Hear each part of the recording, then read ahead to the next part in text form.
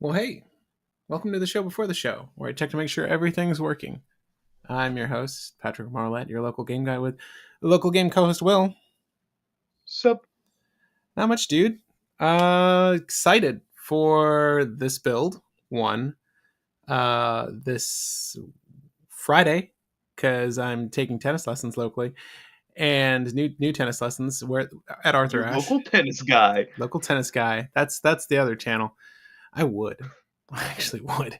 But this weekend too, because I'm going to be spending time with some family uh, the south of here at the beach. So all of that I'm supremely excited for.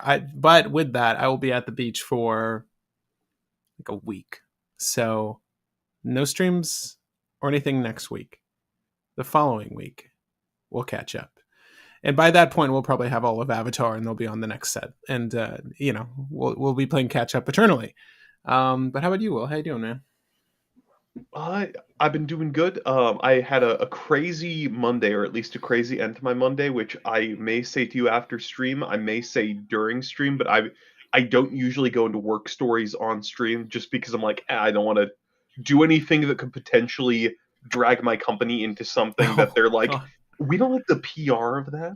So I'm gonna probably not say it on stream, but it's a very funny story of just me being put into the middle of something that I was like, I don't know if I'm going to be in trouble, if I'm going to die, or if this is just random coincidence, but okay. Oh man, I'm a little jealous. Happy birthday, early happy birthday to your daughter. Have fun picking apples. That's exciting. I guess it's the season, right? We usually go to like a pumpkin patch or something with some friends around this time of year when fall rolls around, October. We have friends that like to go through do the pumpkin. What is it? The pumpkin donuts, apple cider, all that stuff. That sounds fun though. Yeah, avoid jeopardizing your work life if it ever falls back on you.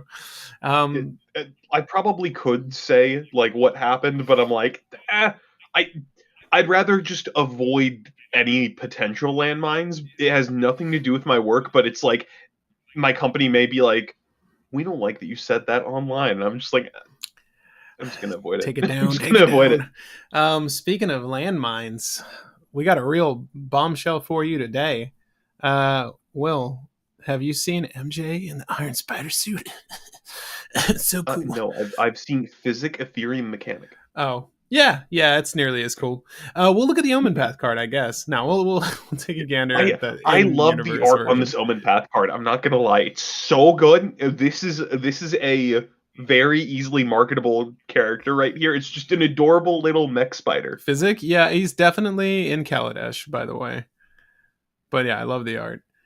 I didn't we acknowledge that we're like in this one other plane from like way back in the day that we said we were never going to revisit again?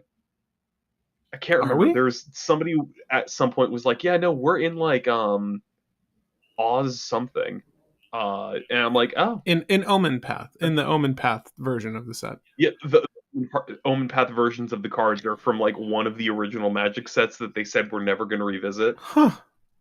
No because it shit. was like cut off from everything else, so none of the characters can revisit it because the plane's separate. Gotcha. All right. So we got a lot of really interesting legendaries from the set. Among them is Iron Spider Stark upgrade. It's basically a suit. It can go on anyone and make them a 2/3 vigilant with two effects in this universe, at least. But it's typically seen on traditional Spider-Man. We'll put that up on the screen now. But if you didn't watch our legendary tier list, it's pretty thorough. We cover all the legendaries from the set. It happened last week. You can watch that with our set review of Marvel's Spider-Man if you want to get an idea of which cards you should be picking up and which legendaries you might consider if you're trying to play competitively or casually, because we rank them through all of the bracket tiers. Normally, when we do builds on this channel, we like to push them as far as we can go and see where they fall. So as is the fashion, we're going to go ahead and try that with Iron Spider today. Colorless is typically in a difficult space, though, when it comes to making competitive, because you obviously have no options really so far as your interaction suite is concerned. But there are a lot of really great colorless cards. So don't get me wrong. And Iron Spider has some unique effects that should hopefully have us pull through the deck with a pretty big board. We'll soon find out. But Will, how do you think today is going to go? Let's try to set expectations and then talk about a game plan here. I think because Iron Spider's game plan is like work off of your board to get everything done, it's going to be probably too slow for cEDH, but I do think you can build a very good B4 deck for this commander because just Colorless in general has a lot of abilities that let you incidentally make artifact creature tokens kind of well. And Iron Spider, if you have Clock of Omen, things that make artifact creature tokens, you get a lot of counters on your stuff. You tap your stuff to untap either Iron Spider or Mana Rock to get counters on your things, and then remove the counters and draw cards. So you can kind of do a colorless storm deck with the Iron Spider pretty well. You also can do KCI stuff because, yeah, it turns out just doing weird untap key shenanigans with the Iron Spider, making your things into infinities is a good way to close out the game. Putting infant counters on Walking Ballista is a good way to close out the game. Drawing your entire deck is a good way to close out the game. You have a lot of different ways that you can win the game with Iron Spider, and the Iron Spider is a decent engine. It's hard to get it to work in purely colorless, but it can probably get it done. Is there a lesser Masticore play here? I'm trying to think. Like, lesser Masticore is just a persist body. 2 CMC. If you have Clock of Omen, Lesser Masticore, and something that says ETB or Death, make a artifact creature token or just make an artifact token, you can do stuff where you constantly untap Iron Spider. I don't think there's like you need another piece. You need a sack outlet to make that work. But like, yes, theoretically, yes. We'll see if something comes to mind. But guys, if you've built your own Iron Spider deck, please feel free to share any play lines and or win cons that you utilize in your version of the list. It's okay if it's A plus B plus C. Odds are likely that we won't find any clean A plus Bs here. But this is a blueprint. Feel free to take this and do what you will with it. We are trying to push this to as far as it can go competitively. And then again, we're more or less feeling like it's going to probably fall into bracket 4, and that's fine for being a colorless deck. Is this the best colorless commander we've seen to date? At least that's what I'm claiming in the title. It might be, because it's pretty good. It has a lot of things we like to see on commanders, specifically the draw effect.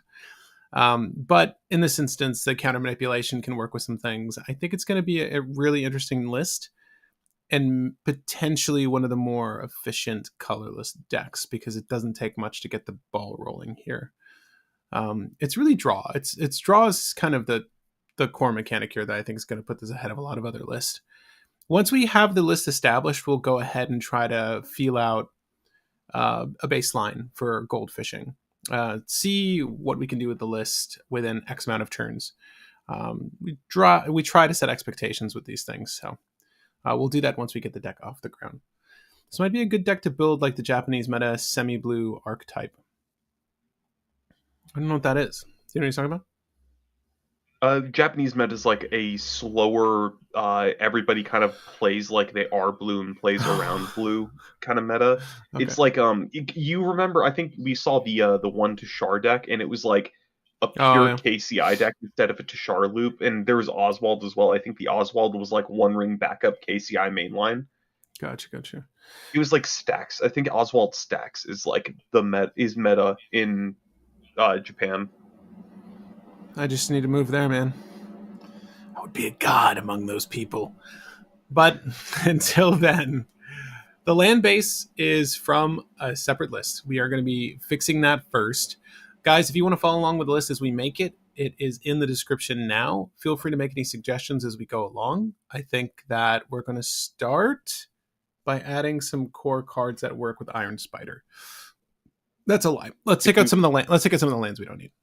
If we want to go through the lands first, we already have Ancient Tomb. You already have War Room. Gemstone Caverns, I don't know if it's in there, but it probably should be, because there's... Yeah, it is in there. We have that. Field of the Dead's tapped, Do so you want no. Arcane Lighthouse still? Uh, we can cut Arcane Lighthouse. We may want, like, Strip Mine and Wasteland, just because they're better Mm. wastes. You know, Bonder's Enclave, I don't hate. Pay 3, draw a card, Um, activate only if you control a creature with 4 greater power. We will. yeah. Plaza of Heroes is another good one, just because it taps for colorless on off base, so it's good. Talion Gates of Madara is another really good one, because it's just an Um, untapped colorless source that enters and does a crazy thing. Let me go ahead and just add those really quick. Wait up. Talon Gates of Madara. Yeah, why say Talion? Talon Gates of Madara, Plaza of Heroes, and the Mycosynth Gardens. I don't think we have that in there either, and that's really good in an artifact deck. The Mycosynth Gardens. What else are we missing? Uh, Any like draw lands are pretty decent here too. Any sort of advantage lands. Do we have Urza's Saga? I believe so. We could do Arch of Brazka if it's not in there. Yeah, I like that. Oh, what's it called? The Muruganda Raceway.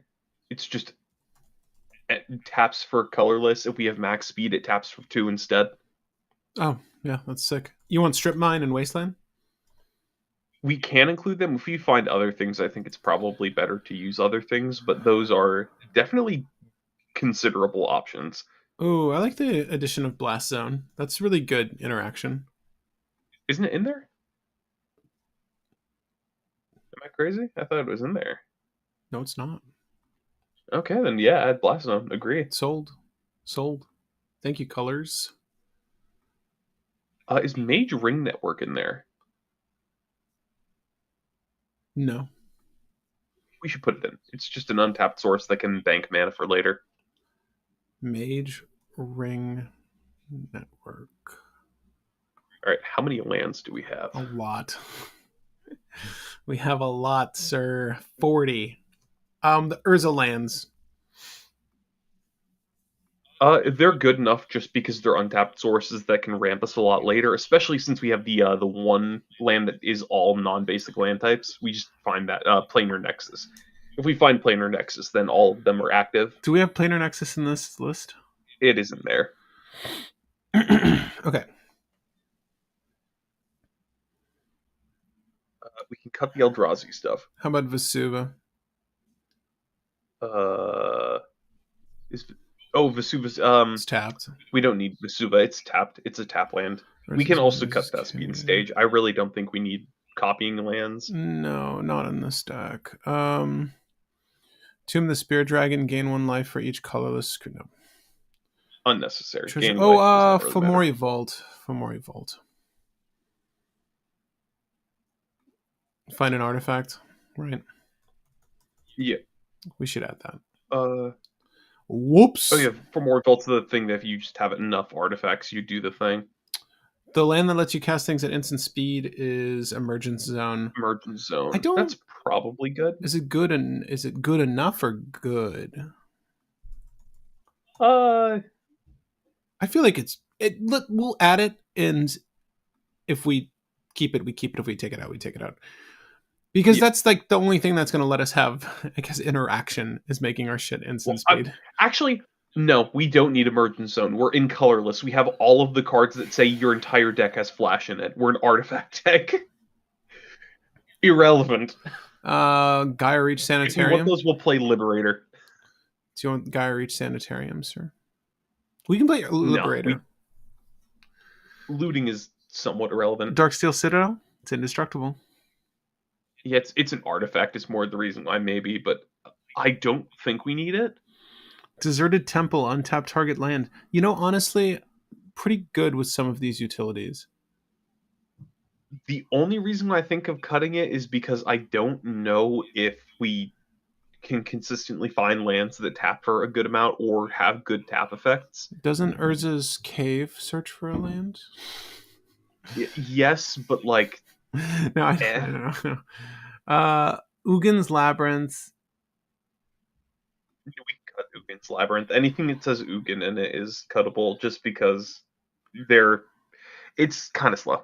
They're kind of slow. How about Tyrite Sanctum? It adds +1/+1 counters to things. As a matter of fact, you want to cut War Room? Tyrant Sanctum it adds 1+1/+1 counter to one thing. It's not necessary. It's not bad. I don't mind the counter manipulation on lands. Like, just, it's untapped, but I feel you. Our commander does it. We are trying to reduce our land count. Sorry, we're trying to reduce our land count to what? 30? Yes. 30 is probably good. We can probably drop it below 30. Actually, no, I should not say that. I don't know what our curve is, but 30 is like a good baseline for cEDH. And I think our curve is going to be pretty low. Scorched Ruins can probably come out. I like Scorched Ruins only because we sack 2 lands to go 4 mana. Yeah. Because it's like we're just sacrificing tech to get ramp, which, good. Yeah, good. no, it works. It works. Reliquary Tower? Sure. No, we don't. We're drawing on our opponent's turns. We don't care about max hand size. No. This land enters tapped Mirror Pool. It's another copy. Target land. Oh. It's an interesting card, but no, it's overkill. Yeah, we're almost there. We need to get rid of one more card. Do we have all the Urza lands? I think we do. Yeah, we can probably cut treasure vault. Where am I looking? Oh yeah. Yeah. It's just a mana bank. Yeah, we don't need that. Okay, so guys, that's it. That's the land base. Is this the perfect land base? Sure. Probably. Probably not. All right, what do we want to add first, Will? All of the things that just incidentally make artifact tokens. So, artifact creature tokens. So, for instance, Genesis Chamber, Stride Hanger Automaton. Hold up. Stride Hanger is one word? Yes. Go on. Oh, you have a list? So, yeah, Genesis Chamber, Stride Hanger Automaton, Automation Module. Ooh, animation. Yeah, animation module. Spawning Pit is a maybe for me because we can sacrifice artifact tokens for other artifact tokens for Clock of Omen stuff, but I don't think we need to do that. So that can go on the maybe list. Golem Foundry is probably good enough. Whenever you cast an artifact, put a charge counter on it, remove 3 charge counters from it to make a 3/3 colorless golem token. Yeah. I like that. Why can't I remember the really good one that makes things and upgrades them? Hold up. We don't want Hangerback Walker, do we?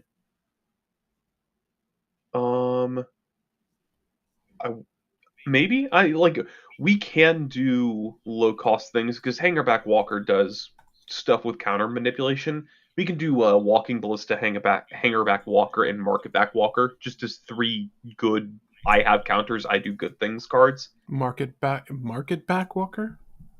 When it dies, you draw a card for every counter on it. Wait. And I think you can pay 4 to put a counter on it or something like that. It's like Walking Ballista, but draw. Oh. Wait, what's its name? I'm not seeing it. Sure, it's Mark. Actually, you know what? It'll probably come up here. I don't think it's Marketback Walker. Marketback Walker. I'm looking at the card. Spell it. MARKETBACK space WALKER. I typed it in and it wasn't coming up, but I do see it. So I've got it now.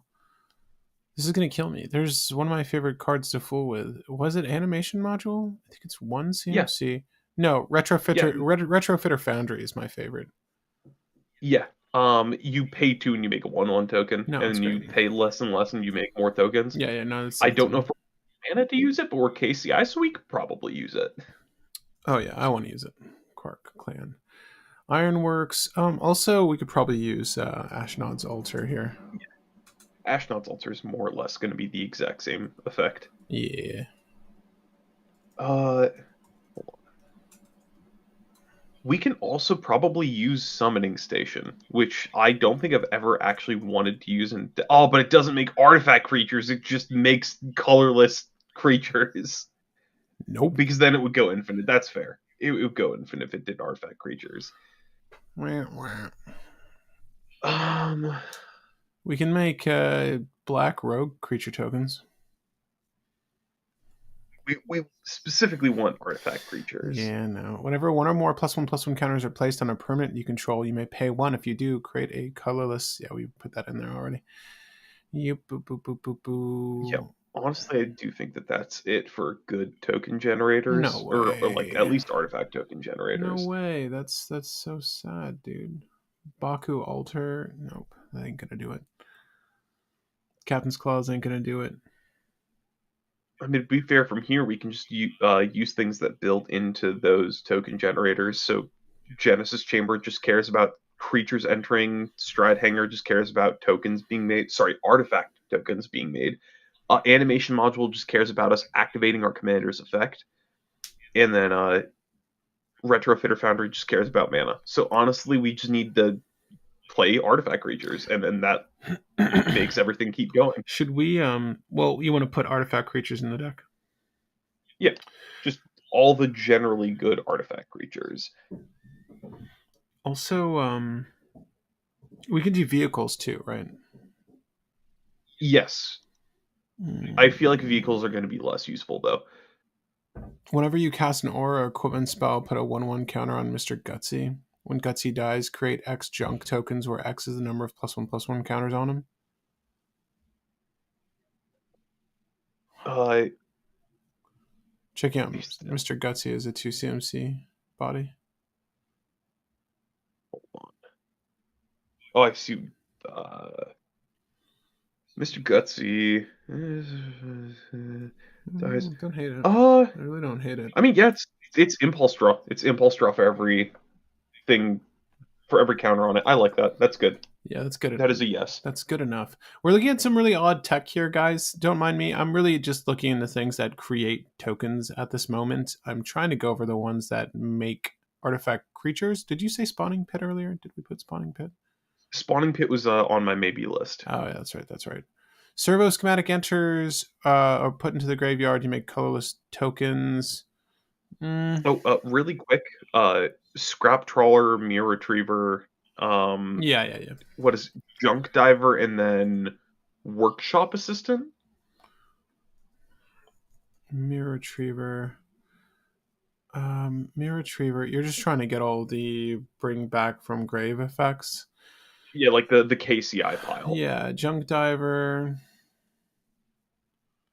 Mirror Retriever, Junk Diver, and Workshop Assistant. I think those are the three. Assistant. Is there nothing new to the pile? Maybe No, not. I don't think so. Not for Colorless. Yeah, that's okay. Now for the rest of the deck, I think that it's going to be generally good artifact creatures and then untapper effects. Do you want Academy Manufacturer in the deck? Maybe. Clue, food, treasure token. Yeah.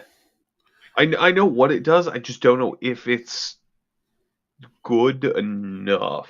Because I don't know if we're making clues or food, so it's making a treasure makes KCI. the other two, but how much do we need? Kind of helps with KCI. It is. Well, I was going to say it technically gives us infinite draw, but theoretically, KCI stuff can give us infinite draw just by itself because we have like a walking ballista or any of the other things that just say pay X to get counters on it. We just remove all the counters with Iron Spider and keep going. I think it'll be a decent enabler. I'm going to throw it in for now and we can look to remove it, but I do think it might help enable some play lines. Put a +1/+1 counter on this creature, create a colorless Thopter token. Exhaust. Activate each exhaust ability only once. Whenever fortified land is tapped for mana, put a +1/+1 counter on target creature you control if that creature shares a color. Scrapyard Recombiner as a tutor. That's the one that sacrifices an artifact and then you just get construct. Yeah. Yes, I Which, think that's good enough. Also, Metalworker. We're definitely putting Metalworker into yeah. this deck. Well, that's a combo Um, piece for sure. Metalworker. What's the construct we're looking for? Metalworker, I guess. wait, really quick. Metalworker, Umbral Staff, or Umbral, what is it? Umbral Mantle, and then Staff of Dominance. We're definitely running those combos in this deck because we just put it onto our commander, and then our commander goes infinite. Also, aren't there like a couple creatures that say remove counters from this, make mana? Staff of Domination, you said?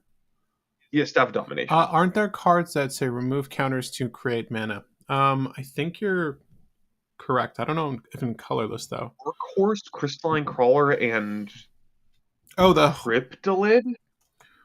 workhorse. It's like, yeah, Workhorse is a 6 mana one that's just remove a counter from it I to think make a mana. Crystalline Crawler's the Crystalline best one, Crawler is right? make any color.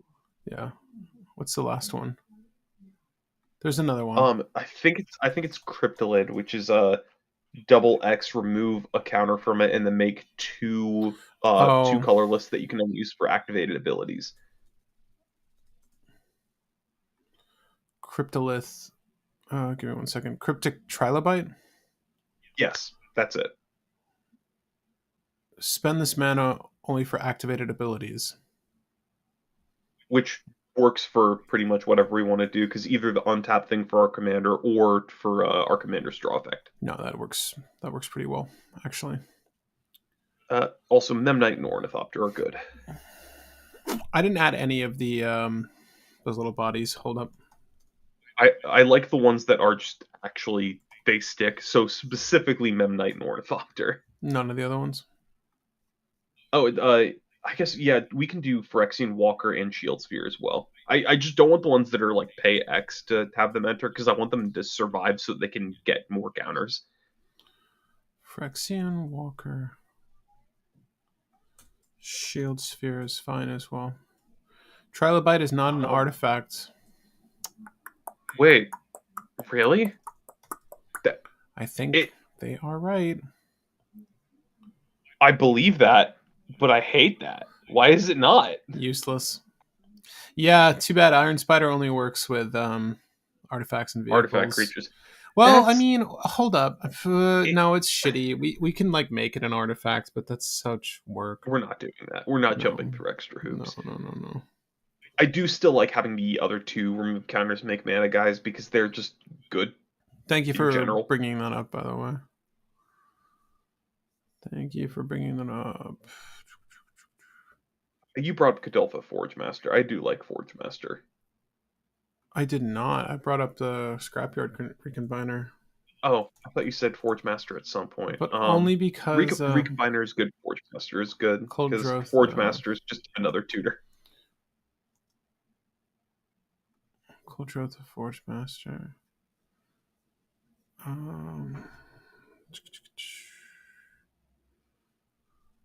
Okay, just looking over some other things. Entries with a +1 counter on it deals damage to any target. Monoskellion. Neat. Do you like this Monoskellion? It's like Walking Ballista. Monoskellion is 2 mana, enters with a +1/+1 counter. You can pay 1 to remove a +1/+1 counter to do 1 damage to any target. It's kind of an outlet. Yeah, that can do some stuff. Mindless Automaton. Mindless Automaton is pretty good. Monoskellion, I don't hate just because it's a cheap body. And we can use it for like removal and interaction and weird stuff because killing Timna is not a bad plan. No, I think we need some utilities like this, so I really don't hate it either. Just looking over other utilities right now, guys. Again, if there's anything specifically that you think we should use, feel free to shout out in the chat, because we're not going to hear it as a VOD. Let's see here. I don't know, we can try. Break the fourth wall. Let's go, I believe. Really listen. I'll really listen to you. Lightning Coils, my favorite. Oh, generally good card that we should probably run, Surge Conductor. You know, I When think a non-token artifact enters your battlefield, proliferate. Speaking of, is there anything else like that? What other proliferate effects are there? Uh, I don't know if there's any really good ones. What's the Sunburst card that's remove counters draw? I don't know. Uh, Etched Oracle. Pay 1, remove 4 Oh, counters, there draw is. 3. Yeah, Or literally. sorry, target player draws 3. Etched Oracle. Good enough.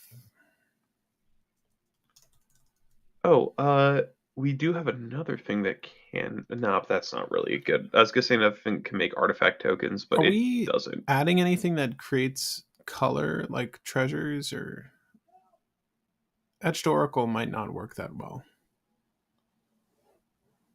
Uh, Mindless Automaton's where well, it's at, but Etched Oracle's there to like enter with 1 counter, and then because we have lands that make any color. But yeah, there's a chance that it's gonna enter as a 0/0 because we can't pay colors. Yeah, Etched Oracle is a no. yeah, You're totally correct. I'm thinking to myself, like, well, also our commander does that too, so we're kind of good on it. Well, no, it does. It enters as a 0/0, and Etched Oracle cannot. It dies. We can't use our commander to prevent the death. True. Staff of Um, Completion.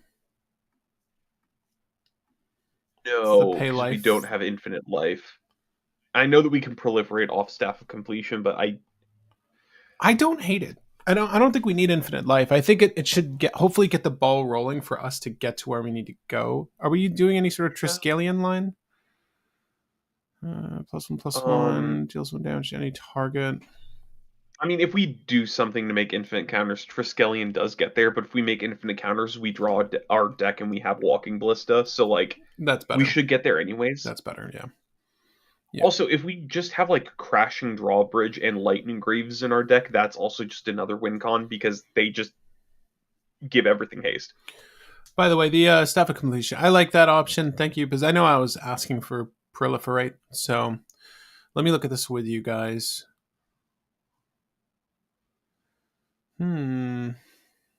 Will might have hit the best one with Surge Conductor. This is quite a good card. It's quite a good card. Throne of Geth is actually not horrible, dude. Sacrifice an artifact and proliferate. It would be better with the things that say ETB or leaves the battlefield. Create an Okay, artifact. But Arcbound Reclaimer is a good just value card, but also combo card. Remove a counter from it to put an artifact from your graveyard on top of your library. So if we activate our commander, we can put whatever on top of our library, Ornithopter, let's say, and then we can use our commander to remove 2 counters from stuff to draw Ornithopter, play Ornithopter, sack Ornithopter to KCI. Not Ornithopter. It has to be something that untaps it, something that can untap our commander to keep getting more counters on stuff. A key, but then we need more mana. Uh, speaking of keys, let me just put Manifold Key really quick. yeah. Full take key. Will, do you want the unwinding clock? Unwinding Clock should be fine because we just untap our artifact mana and then draw some cards. Clock of Omens. Yes, very much Clock of Omens. Voltaic Servant is also just good because untap our commander to get more counters on stuff. I'll put Arcbound Reclaimer in for now. We can sort of hash out any sort of play lines with it as we go along. I'm going to look at Mirrorworks real quick for us. Have that on screen. Do we want Steel Overseer and Marvin Murderous Mimic? What do those do again? So Steel Overseer is our commander's activated ability, but it doesn't hit vehicles. And then Marvin Murderous Mimic it has the activated abilities of all other creatures you control.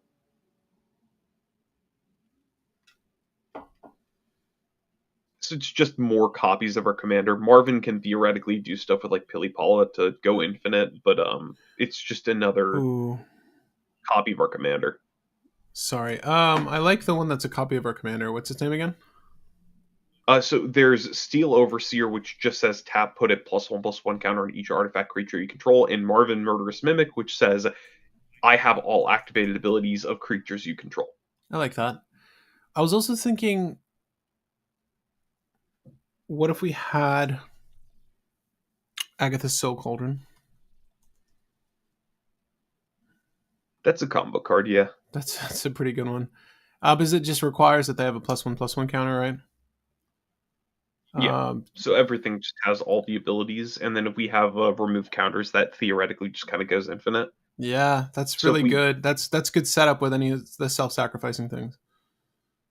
yeah, like we exile Workhorse, and then we just do the thing. Yeah. Okay. Shit. I'm actually liking where this is going. Um, Dross Scorpion was this good? I'm sorry, Mirror Works. We didn't really talk about this. It's 5 mana. Whenever another non-token artifact enters the battlefield, you may pay 2. So it's 7 total before you start doing anything. If you do create a token that's a copy of that artifact. I like I think Mystic. it can be good. Huh? I think it can be good. Also, yes, Mystic Forge is good. Yeah. Mystic Forge is kind of an auto include in an artifact only deck. No, yeah, 100%. I agree with you on that. That's really good. Mirror Works we will try. I feel like it's I don't know that's going to do enough. I don't know how efficient it is. But let me look at Dross Scorpion. If we have like our with as much draw as I'm hoping we're going to see, if we have like our Urza lands or we get the Mishra's Workshop, like we'll be rolling in it. So we should be able to fool with that. But whenever draw Scorpion or another artifact is put into your graveyard from play, you may untap target artifact. Well, well, well. Mirrodin, the gifts you gave us, man. Yeah. I say yes. Yeah. It's pretty. That is very good. That's extremely good. Yeah, no, that's great. I like this a lot. This is a good untap utility. What other untap utilities are we missing at this point? The keys. No, I put the keys. Just everything but the 1/3 CMC key. Yeah, but no one plays Galvanic Key. No, Galvanic Blast maybe. Galvanic key. Yes. No, we ain't interested in that. I have an idea that is probably dumb, but maybe just a good enough idea. Phyrexian Devourer? Mm-hmm. Because theoretically, we can exile a lot of our deck to just get a bunch of counters on it and use our commander to draw. Or exile it to Agatha's Soul Cauldron to work with Walking Ballista to just murk people. It's just and it's a construct. We can tutor it. You know, I love Phyrexian Devourer lines. I have a really cool alt art of this card. Shit, that sounds fun. Can't wait to make everything we control into a Phyrexian Devourer. Dude, I don't hate it. I mean, honestly, that's just a win con of like, I make everything into a 30/30. How does it work? Is that it when it's power, so that trigger goes on the stack? I looked it up. There is a ruling underneath on the Scryfall page, but basically, when its power reaches 7, you get a triggered ability on the stack, and the triggered ability cannot repeat if there is already that trigger on the stack. Oh, really? So it's like it'll trigger once, and then you can respond as much as you want. Oh, so it's never really any fear of it dying. Yes. So, well, no. It hits 7, then you can exile your entire library as close to your entire library as you want. Then you can remove as many counters as you can, and then it will be sacrificed afterwards. Will, are we playing Shimmermer, or is this Battlethopter?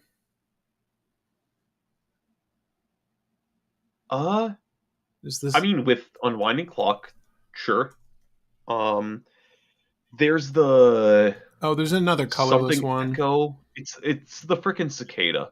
Yeah, like but just Void like Echo or something. just like Cryptic Trilobite, though. I'm almost put off from using it. Ew, it's not an artifact. It's Yeah. organic. Yeah, I can't have that. um. Oh my god. How is this spelled? The Battlethopter? Liberator. Liberator. Urza's Battlethopter. There you go. There you go. Skittering Cicada is the other one. The only reason why I consider running Skittering Cicada, when you cast a colorless spell, until the end of the turn, this creature gets trample and plus X, where X is that card's mana value. That's It nasty. is theoretically a win con. It's actually pretty nasty. Yeah, I Forsaken think over Monument. Shimmermere, it's like Skittering Cicada and Urza's Battle Thopter. How do you feel about Forsaken Monument? That's the draw one, right? Colorless creatures have +2/+2. So Oh no, it's the other one. so Yeah. technically, if we do Forsaken Monument, our 0/0 creatures can be 0/0 safely, which gives us a little bit more flexibility with how we remove counters from them. The thing I really like about Forsaken Monument is it gives us infinite mana with Basalt Monolith. That's usually what it's used for. Yeah, The yeah. thing is that we can't untap our commander infinitely with that combo, so it's less useful. Um, But it's infinite mana is still pretty freaking good with our commander. we And if should we hit untap do. effects, we just keep going. Should we do Rings of Brighthearth in here? Uh, yeah, Rings Basalt Monolith with our commander to do doubling up untap and doubling up draw. That's not bad. I don't hate that. Yeah, I like Rings Basalt. I don't like Forsaken Monument. Yeah, we'll leave out Forsaken Monument and we'll go with Rings, Basalt. Speaking of, why don't we just add our ramp real quick? How deep do we want to go down the ramp hole? I've got Everything but Chromux. For obvious reasons. Yeah. Do we want to And Mox Hammer. use? I've got our old Ulamog the Defiler list up, so I'll just look through some of our ramp here. Spells you control can't be countered at the beginning of your end step. Discover 5. We're not using that. Chromatic Orrery, 7 mana. No. Culling the Scales. This should have all the ramp in it. Do you want to use Dreamstone Hedron or Hedron Archive? Everflowing Chalice isn't bad.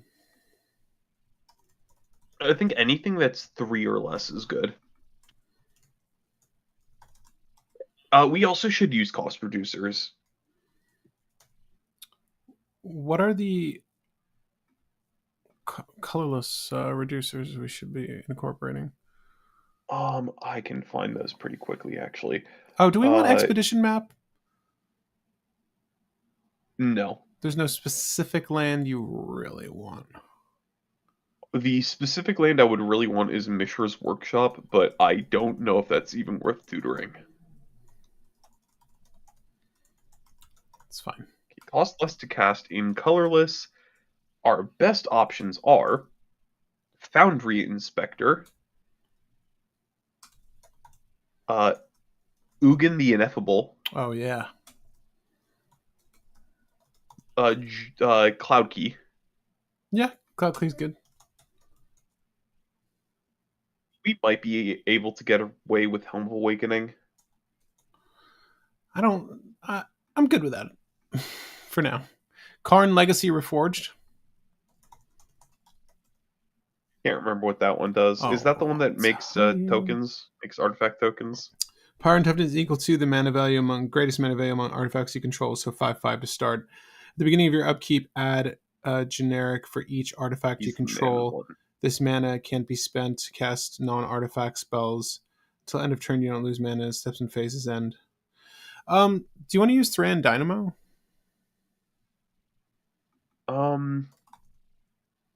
Maybe, because that is technically just a down 1. Oh, I'm sorry. I didn't mean that. We were literally talking about the other day. Turbine? Yeah, Thran Turbine. That is just a draw off of our commander, so maybe. Let me add it. Sure. For yeah, now. I don't hate that. Yeah, I don't hate it either. It's really not bad. It's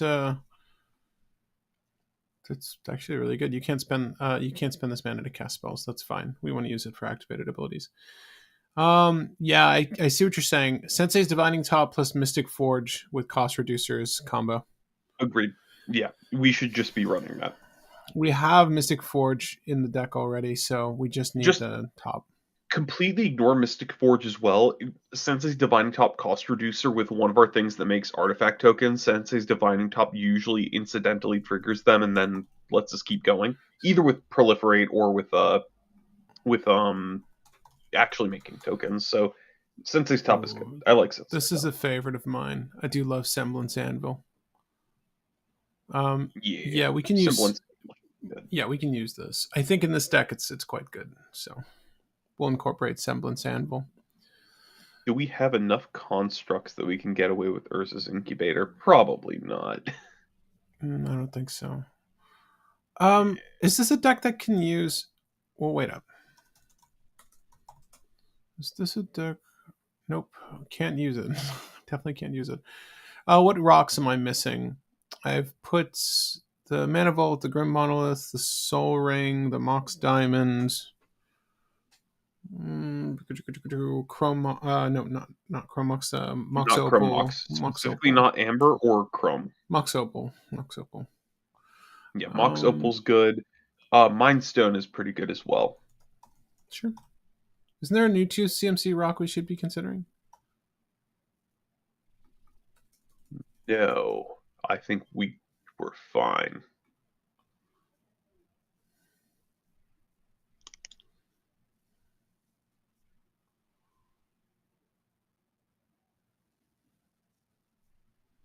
Sorry, I'm just looking at all the Mind Stone art there is.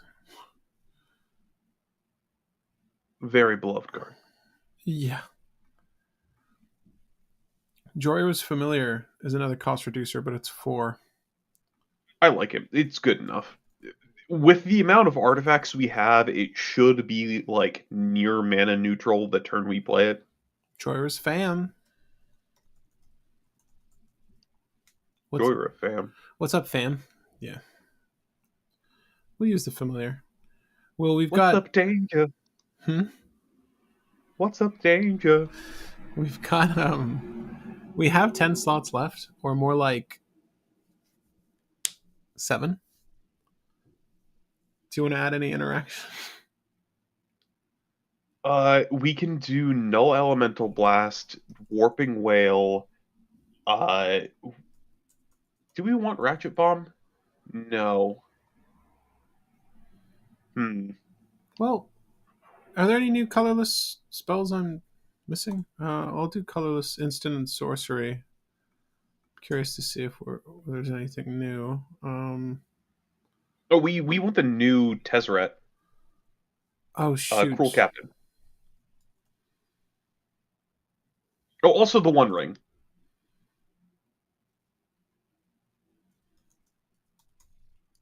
Sorry, I can't. Okay, there's Tezzeret's in the deck and the One Ring. Yeah, agreed. I think we need 5 cards now. 3 cards, excuse me. Sure. Aang's Journey would be not good. Agreed. Put 2 +1/+1 counters on target creature. It gains vigilance until end of turn. Expanded Anatomy. That's auto leader ability. It's probably not good enough. Let's see. Do you want Scroll Rack? Wait, what's the all is dust. We probably want all is dust. Spatial Contortion's not bad. Target creature gets +3/-3. It's like a bolt. The costly bolt. Yeah. The new Ugin. We can probably use that, but I do think all is dust is probably an include, and we also probably run the new Ugin when you cast a colorless thing, exile something. What is its name? I will look it up. Kozilek's Eye of the Storms. Kozilek's Command sounds good to me. And what do you call it? Ugin. Eye of the Storms. There's multiple storms. Yes. Okay. I think we're over 100 cards. I'm impressed by us. All of us. I'm impressed by everyone. All right, let's take a Gand. Why don't we? Weird tech card to consider, and we brought this up as a card from way back when. Ugin's Mastery. 4 mana for an enchantment. When you cast a colorless creature spell, manifest the top card of your library. Whenever you attack with creatures with total power 6 or greater, you may turn a face down card or a face down creature you control face up. Yo, That cost cheats pretty well, and that kind of gets through our deck pretty well as well. it's not a May on the manifest, so it could get in the way of some of our combos. But if we attack, then it flips over, and then that enables the combo. Right, unless it's like the Sensei's Divining Top thing, right? Well, even if it's the Sensei's Divining Top thing, then it's just we have one in play, then we flip the other face up, and then we do the thing. If we hit multiple of the combo pieces, then yes, we can't flip them both at once. But if we just hit one of the combo pieces, we're good. And we're flipping a card each turn, so we can flip combo pieces as they come up. You want to try it? Yeah, I think it's good. If any deck makes it work, this is the deck. All right, on that note, guys, we have 102 cards in the list. Let's take inventory of what we have here, and then we will go about removing effects. I'll start with sorceries. All is dust. Sounds good. Good. Yeah. Ugin, Eye of the Storms, 7 mana. Ugin the Ineffable, 6 mana. Tezzeret Both are good because Ugin the Ineffable pays for itself the turn it comes out. Ugin Eye of the Storm is ETB exile a thing, and then every time we cast an artifact, we exile a thing, and then we have as much card draw as we need for the rest of the game. And then ult to win the game. Yeah, we don't have a good way to cheese him out, but that's bullshit. Key, vault, ancient Mana tomb. is how we cheat him out. Yeah. With we're relying on pure luck, but we'll get there. I don't think we have any ways of making any clues, food, or treasures. Let's cut Academy Manufacturer. Fact. Lands, we've got 30. They all look good. Null Elemental Blast, Kozilek's Command, Spatial Contortion, Warping Whale. Yeah, seems good. Happy with all. Enchantments, Ugin's Mastery. We like it. Good. Happy to try it. Okay, Will. Workhorse, Phyrexian Devourer, Kuldrotha Forge Master. Sacrifice. I like all of those. Yeah, sacrifice 3 artifacts. It's probably fine. Mindless Automaton. Well, actually, that's fucking great. Kuldrotha Forge Master, grab Agatha's Soul Cauldron combo. It's actually not a bad idea. Do we have an artifact creature that untaps stuff? Draw Scorpion. Yeah, there we go. Okay, so yeah, we find Draw Scorpion and we sack something, then we keep going with Kuldrotha Forge Master. Yeah, that's not bad. Arcbound Reclaimer. Yes, because that's even better with Mystic Forge.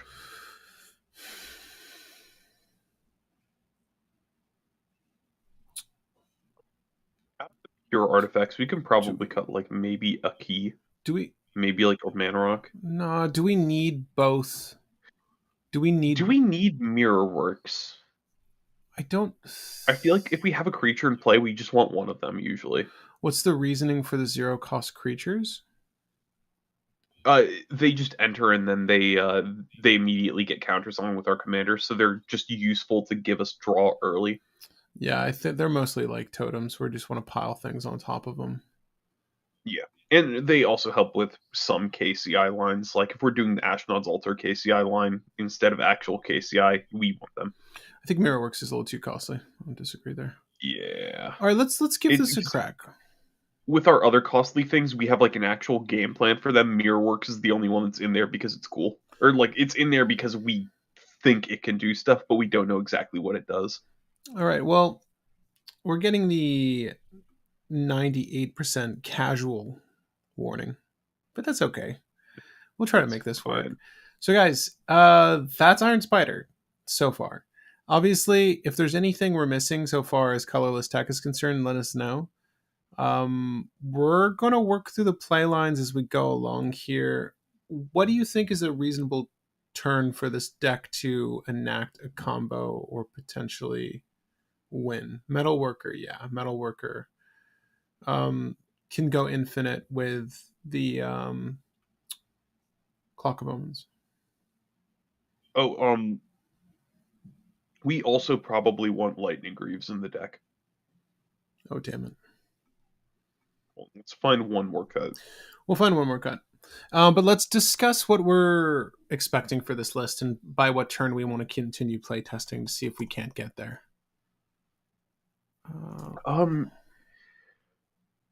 I think if we actually have an engine set up by turn 4, that's good. Like, if we're actually drawing cards and keeping a full hand by turn 4, that's probably what the deck wants. I don't think this is going to be cEDH, so I would not go, like, win turn 5 or something like that. But, I think if we actually have a setup that starts doing things on turn 4, that's good. Umbral Mantle is just there for Metalworker? The combo, yeah, Metalworker combo. Metalworker is, like, the cleanest setup we have to win. Also with Agatha's Soul Cauldron, it's quite good with anything. All these artifacts are really good, bro.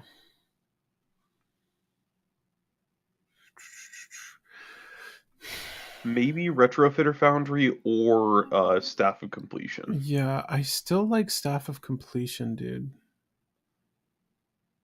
I mean, we really just use it for proliferate and draw, right? Frankly, but that's not a bad thing, dude. I like it a little bit better than Retrofitter Foundry.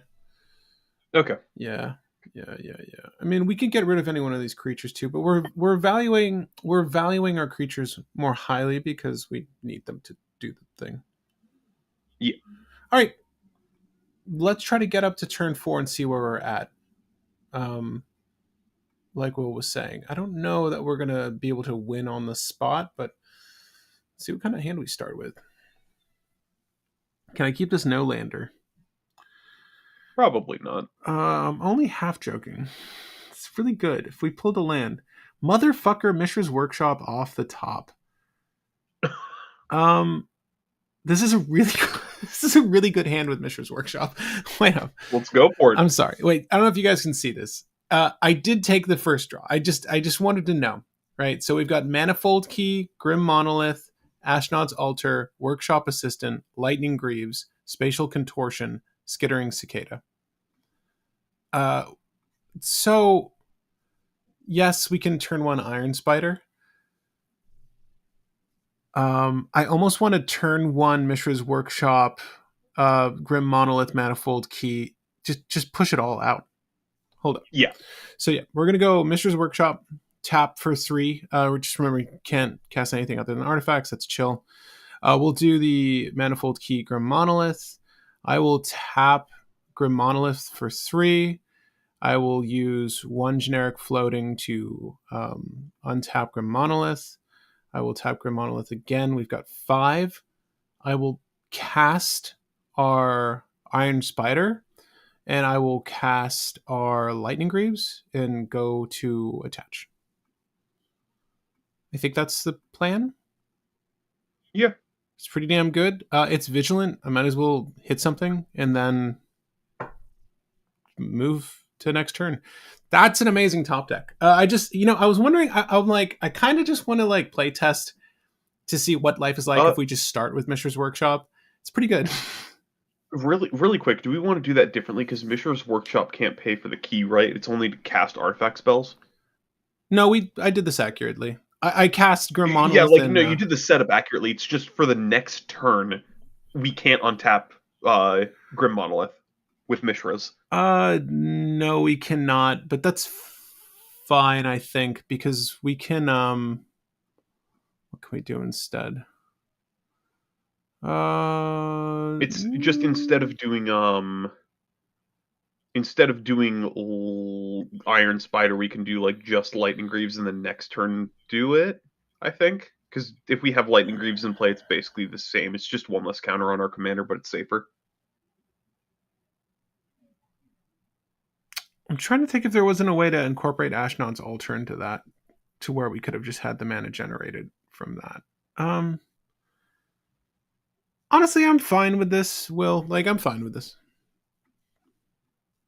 I get All that right. Mishra's Workshop can't funnel into the key, but yeah, it's fine.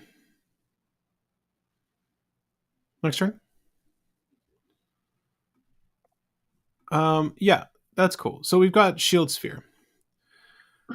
Cast Shield Sphere. Let's see here. I think we're supposed to cast Ashnod's Altar. Yeah. Now we can do Ashnod's Altar, sacrifice Shield Sphere, use the key, untap Grim Monolith, play Workshop Assistant, go, go, go, go, go. Right. So we'll use the key. Bloop bloop bloop. Got a generic floating now. We will use Grim Monolith to cast the Workshop Assistant. We've got one generic floating. Skittering Cicada. Is there any point where we're supposed to put this thing down? Hey, Wolfsbane. So at this point, we really just want to start doing things with Iron Spider.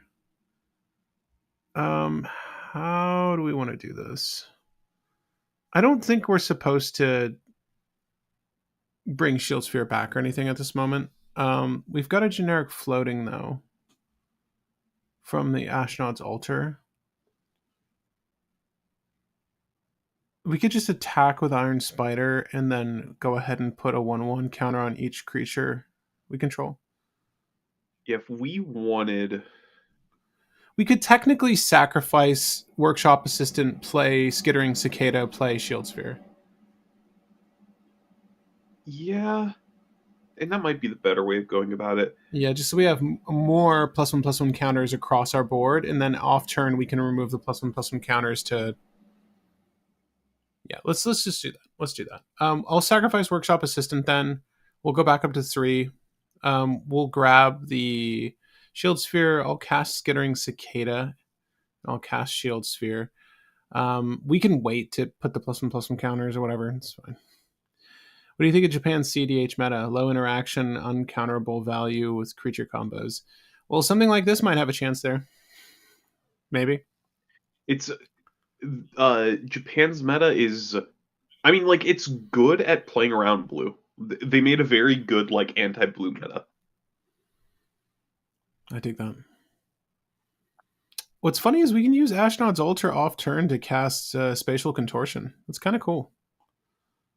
Yeah. Skittering's not an artifact. Did I do something? Did I do something that? Yeah. Sadly, Skittering is not an artifact, so we can't get counters with it on from Iron Spider. Yeah, Oh it's yeah. unfortunate that we can't Sorry. build up for draw. That's fine. We'll put on the Shield Sphere and we'll put on Iron Spider still. I'm just gonna do a total counter count with the secondary life total here. It's gonna be at 2 across the board. Pretty much cEDH version of Battlecruiser strategies. I kind of like that. Maybe I should visit Japan again. This is really just an excuse. I would like to go back to Japan. It is funny because I've had a conversation with a friend recently where I said the weakness of the current cEDH meta up here in America is if you have consistent removal, cEDH falls apart. Like, I think Squall is a really good counter meta deck right now, and like Braid's Cabal Minion can also just f up the cEDH table. If you have any way of just saying, yeah, lose a card every turn and then defend that, you win. But no one's building that. All right, well, I want to draw cards.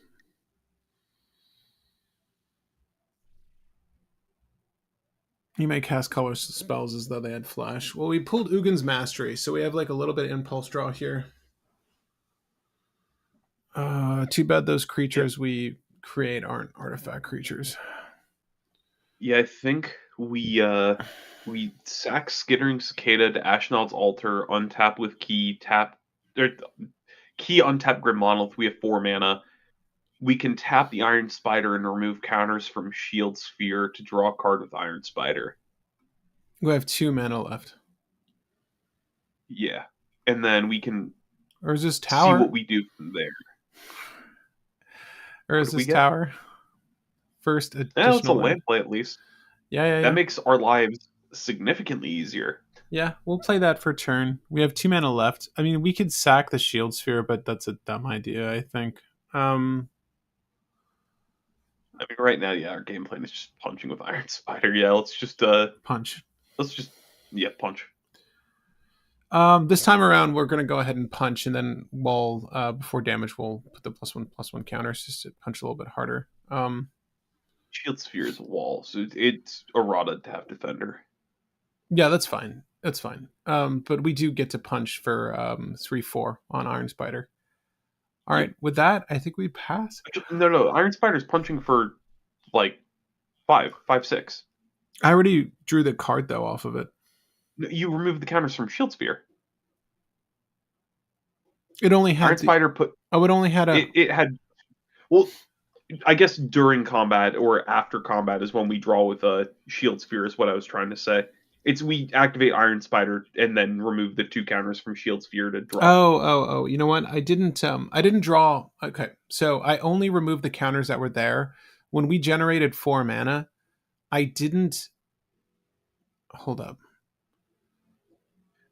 Iron Spider has 3 counters on her, and Shield Sphere has 0. We'll just do it like that. Same. Everything's still the same. How many cards should we have drawn? 1 card. 1. 1. And now we've attacked and placed more counters on the board. Yeah, it's Shield Sphere will have 0 counters. Iron Spider will have 3. Sure. Okay, so this life total is at 3, just to indicate the counters across the board. What can we cast? Nothing from our hands with Mishra's Workshop. Pass with that. Draw a card off turn. Nope, can't. Well, unless we sacrifice Ashnod's Altar. We're not going to sacrifice. Yeah, we're not going to do that. Okay, next turn. We have we can actually just Mine. untap Grim Model. Yeah, I'll use the Urza's Tower for that, and we'll play Strip Mine for turn. So this is turn 4. Off topic. Oh, give me 1 second then. I just want to see if we've really got anything going here. Move to combat. I'll go ahead and attack. I'll do the thing where we tap Iron Spider to put +1/+1 counters across the board. So that's 5 total across the board, 4 of which are on Iron Spider. That's doing 6 damage. That's not bad. I think Ugin's Mastery might be just a decent play. And then hopefully we hit any of our artifact creatures to start flipping with Ugin's Mastery to get through our deck. We can also just pay some mana and then draw cards off of Iron Spider. Which, honestly, that's probably better now. I think it's probably better to draw 2 over playing Ugin's Mastery. Yeah, no, I'm fine with that too. Ugin's Mastery is really not that good at the moment. It's great if we have any form of hand. Which we don't. We just don't have a hand. I want to take. We're about to. I want to take one of these draws now, just because we have Mishra's Workshop active. So I'll go ahead and spend 2 off of the Grim Monolith, floating 1 to remove 2 counters, and then draw a card. We get Arch of Araska. We're finally finding our lands that I wish we found earlier. Yeah, I almost want to spend 2 more. Sure, I'll tap the Strip Mine. Use the floating generic. Draw another card. We get Marvin, Murderous Mimic. It's actually quite good here. Sure, we'll tap Mishra's Workshop for Marvin. Has all activated abilities of creatures that don't have the same name as this creature. Sure. Yeah. Okay. I'll move the Greaves to Marvin. We don't have any mana floating, correct? We do not have mana floating. Well, no, we have artifact mana floating, correct? Yeah, I was gonna say if we can. Is it better to hold Marvin Murderous Mimic and then play Ugin's Mastery next turn? No. And then cast Marvin? I don't know. I kind of wanted to start building up more of these counters, though. Yeah. So let's just build up counters. We're hitting mana now. We should be fine. Yeah. So move the Greaves, and then we can wait on this if we want. But we'll tap here to put 3 +1/+1 counters across the board, right? So Shield Sphere, Marvin, and Iron Spider. It doesn't target, right? So we're good there. Yeah. Okay, let's just see what turn 5 looks like, and then we can move on with life. Wolfsbane, if you want like the best when you cast your second spell each turn card, it's or commander, it's Stellarly.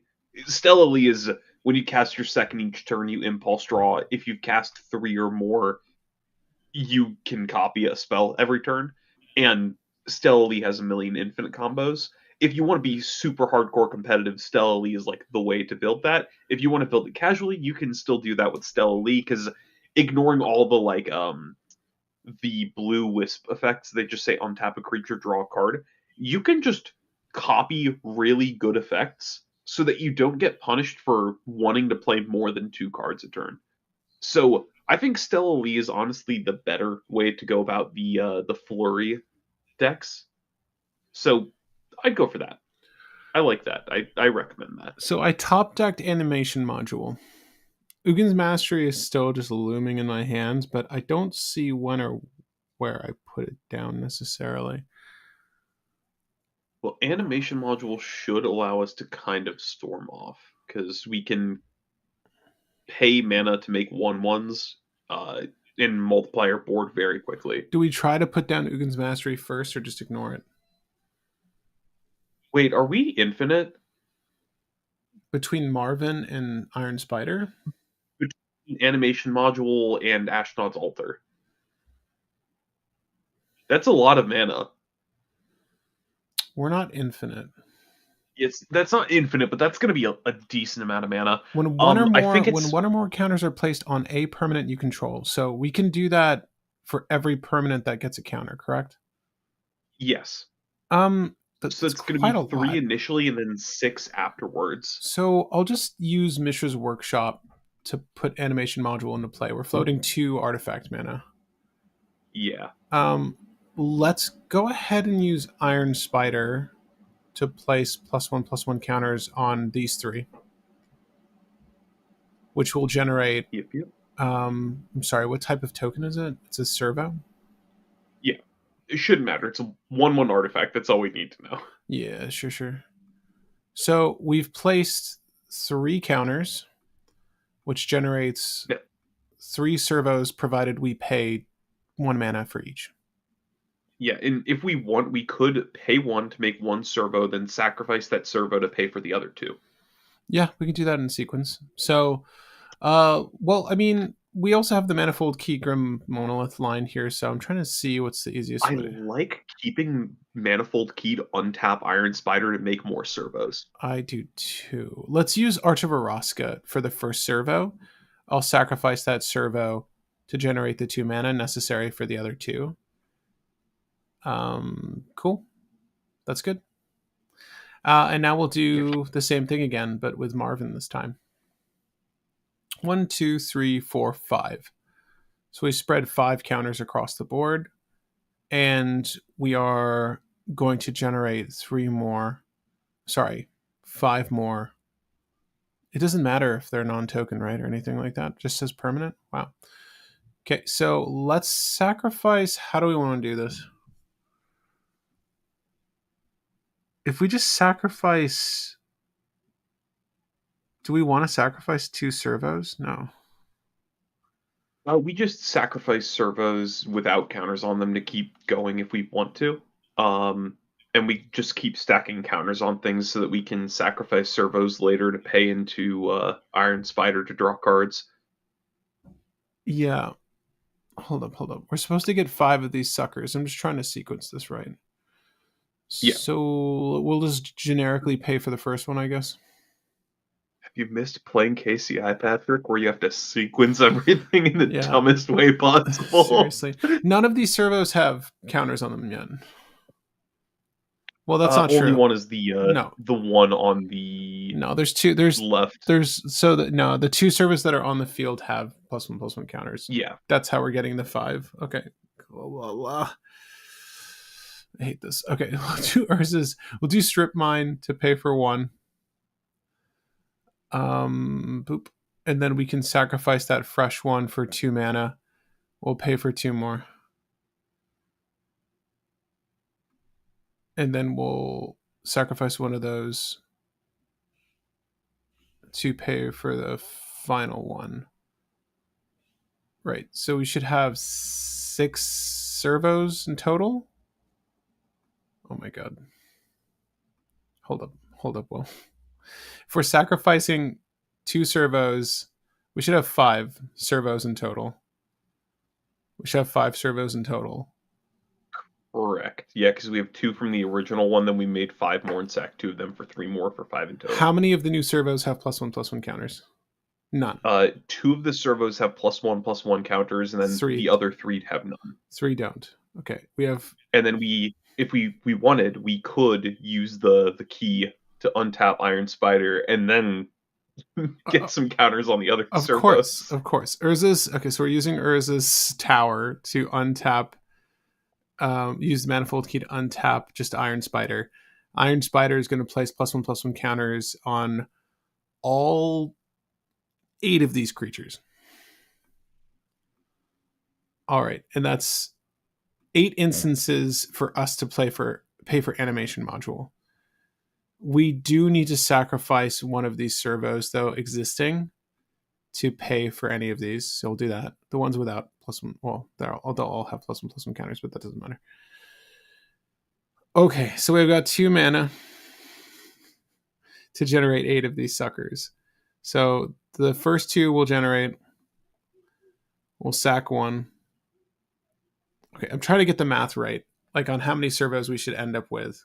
Because right now we've generated 2. There's 6 more to come. So -1 +2 -1 +2 -1 +2. We should be at 9. 9 servos. I believe so. Right, I know. We had 5 before, and then we paid. We had 5, meaning that we are going to be making 8 total. 8 in total, and then 8 more. And then we used one of the floating to make one of them, sacrificed it, made 2 of them. Then we sacrificed one of them to make 2 more, and we sacrificed one of them to make 2 more, and we sacrificed one of them to make 1 floating colorless, so we made 4 more, so that's 9 servos in total. That sounds about right. So 1 colorless floating and 9 servos. Technically, all right, let's draw some cards. Technically, no colorless floating. How so? Because it was 1 mana per servo, and we made 8, so that's even. So for every we sacrificed. We paid what was it? We sacrificed 1 servo to make 2. So then we sacrificed another servo to make 2 more. Yeah. You're right. But we have 2. We have 2 Mishra's. We have 2 Mishra's Workshop mana floating. Yes. So let's go. Okay, how many counters is that across the board, by the way? So let's see. That's 3 activations of Iron Spider. The Iron Spider had 0 counters. I think that we zeroed out the Iron Spider to start off with. So Iron Spider now has 3. Marvin has. Oh wait, no, we Marvined on the previous turn, didn't we? So that means Iron Spider had 1. So Iron Spider has 4. Marvin has 4, and Shield Sphere has 4. 2 of the servos have 2, and 3 of the servos have 1. I'm going to have to break out a notepad to keep track of all of this. So we're getting some assistance here. Carl says 9 servos, 2 with counters, 2 with 1, 2 with 2 counters, 2 with 1 counter, 3 with no counters. That math does not add up. Wait, does it? That's 7 servos counted.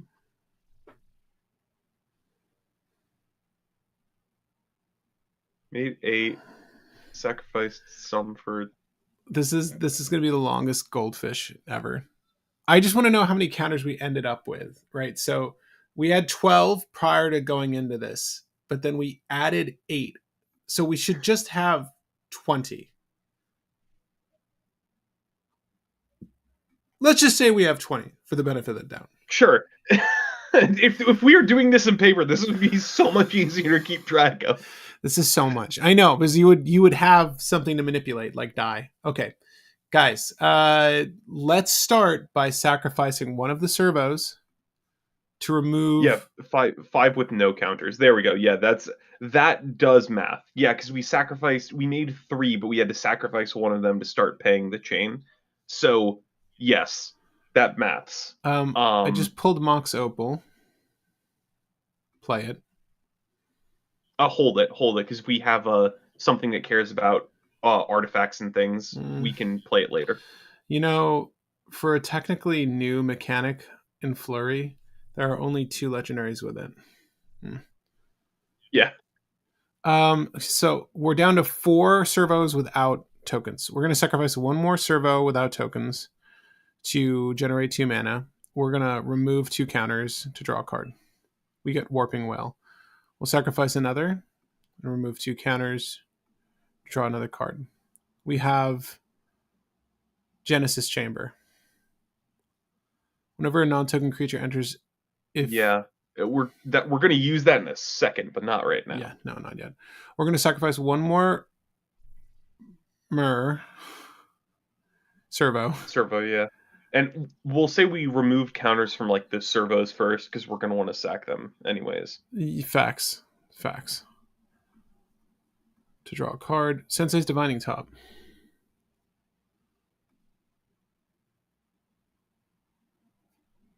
We'll sacrifice that We last just servo that didn't have a counter.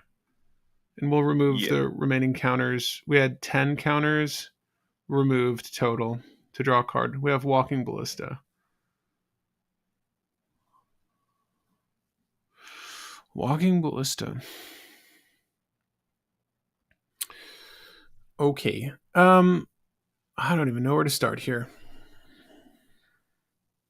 All right.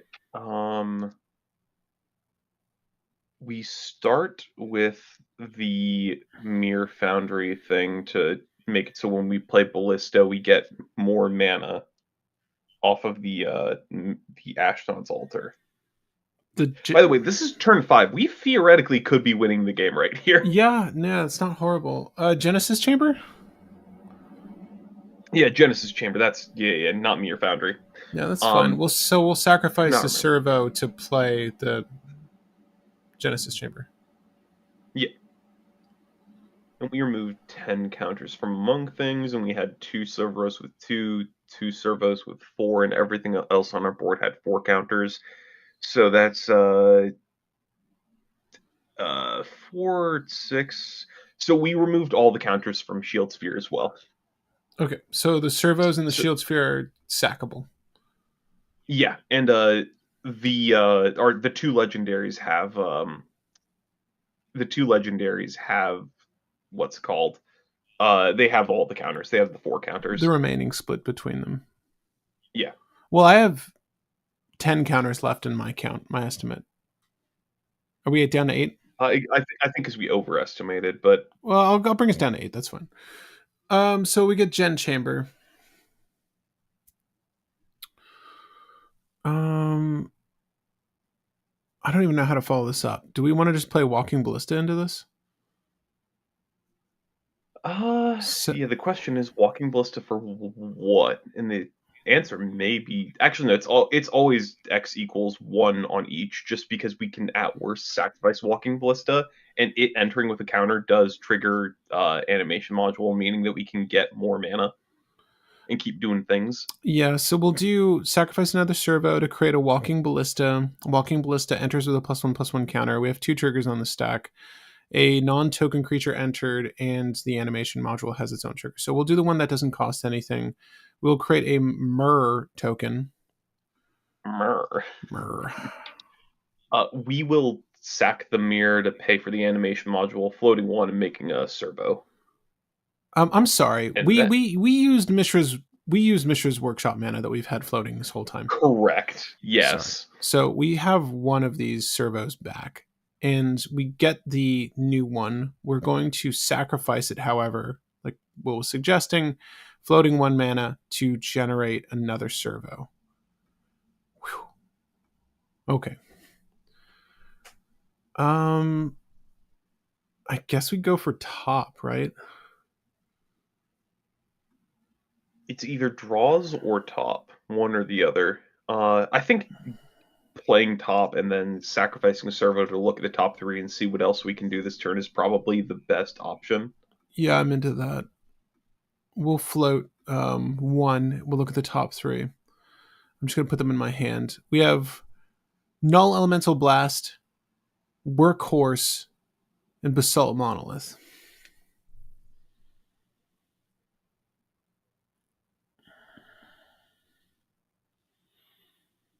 Workhorse is